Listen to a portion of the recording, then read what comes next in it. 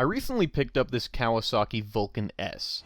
Decide on the Vulcan S and unlock a new world of mid-capacity, mid-weight riding fun. I chose this bike because I wanted something sporty, but with ergonomics that wouldn't buy my chiropractor a 7 Series. Now don't let the shape of this bike fool you. Sure, it has a 27-inch seat height, and yeah, it has forward controls, but this is not a cruiser. Not with this Ninja 650 derived motor that revs to 12K, and handling that rivals my SV650. This is a naked bike that's just shaped a little uniquely, at least in my opinion. Which brings me to the problem. The previous owner of this bike clearly had a different opinion. They must have seen this bike as more Dyna than Ducati and outfitted it accordingly, bolting on a sissy bar and these bulky leather saddlebags, complete with embroidered flames that make me wish I was dead. To say that these accessories are not to my taste would be an understatement, so they have to go. The saddlebags and sissy bar mount together at the stock mounting points, so removing all 3 pieces is as simple as pulling 4 bolts.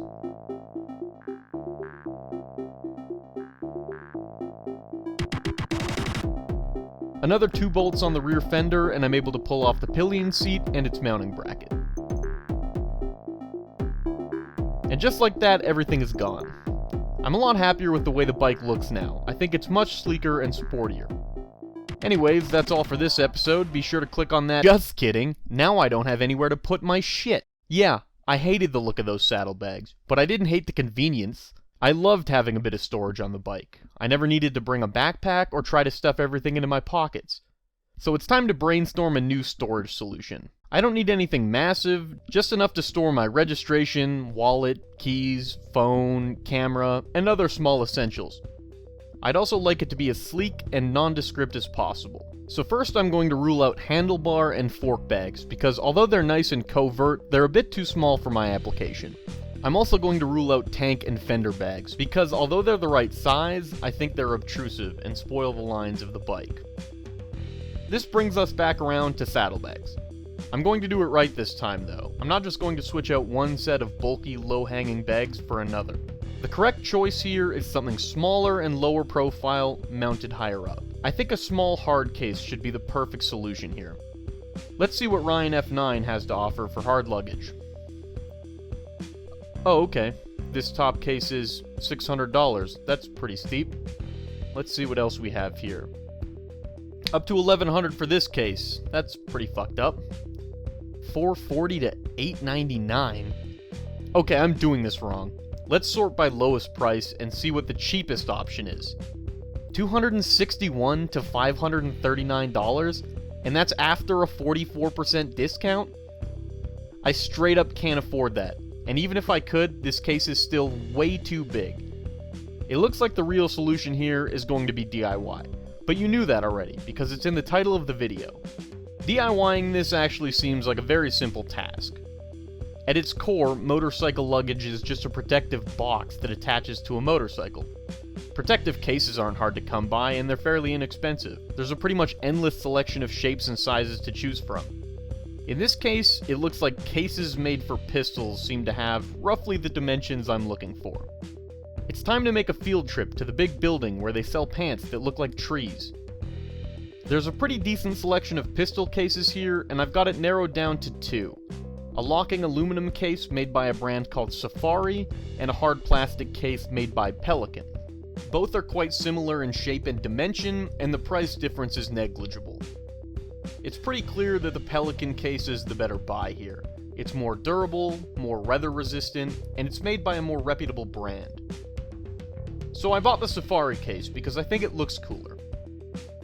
Holding it up against the bike, I'm happy with the size of it, and I think it's nondescript enough in its styling that it won't draw the eye. A quick test confirms that it fits all my essentials quite nicely.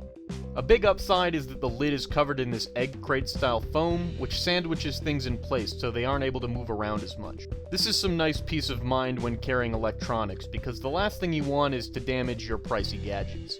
Sometimes foreshadowing is relatively obvious. Since this is soon to be a motorcycle case and not a carrying case, the first thing to do is get rid of this handle so it doesn't flap around while I ride. Removal is simple, just pull back the foam liner and remove 4 screws. No more handle. But now there's a bunch of holes in my case. This case isn't particularly weatherproof in the first place, so the last thing I need is extra points of ingress for dust and water. To fill these holes, I'm taking a rubber washer that I've notched to match this uneven surface, and then popping a rivet in the hole. That's really all the work required to turn a carrying case into a regular case. Now to turn the regular case into a motorcycle case. I was hoping I'd be able to use the mounting bracket from my old saddlebag to mount this case, but it's just not going to work. The old bracket is made for a much larger bag, and it mounts too low and too far away from the bike. It looks like at this point I'll have to bust out the credit card and buy myself a universal saddlebag mount. Oh my god, you fell for that? You're so dumb. This is a DIY video. I went to Home Depot and bought this U-bolt and some random hardware for like $6. Now it's time to turn this junk into a saddlebag mount, but I'm tired of talking, so here's a montage.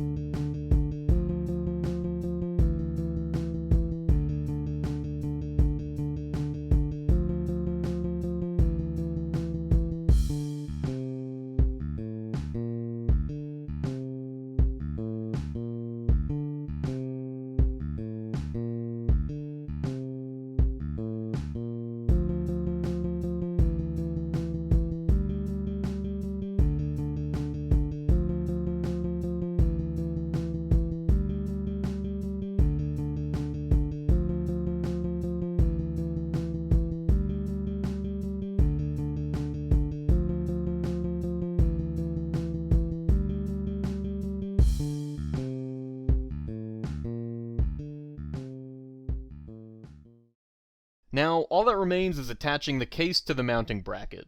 I removed the interior foam, and I'm drilling holes where each bolt needs to go.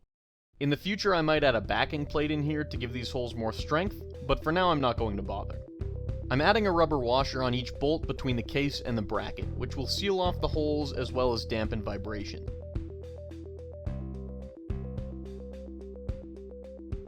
All that's left to do now is to put everything back together and attach it to the bike. Let's give it a quick test.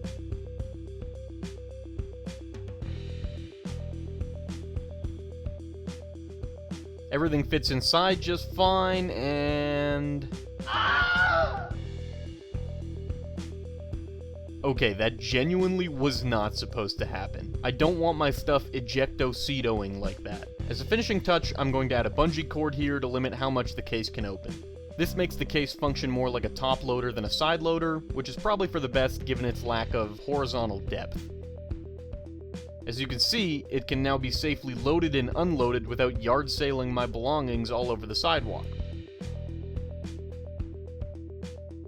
And this is the finished product. Overall, I'd say mission successful. I'm much happier with how the bike looks now, and it suits my needs perfectly.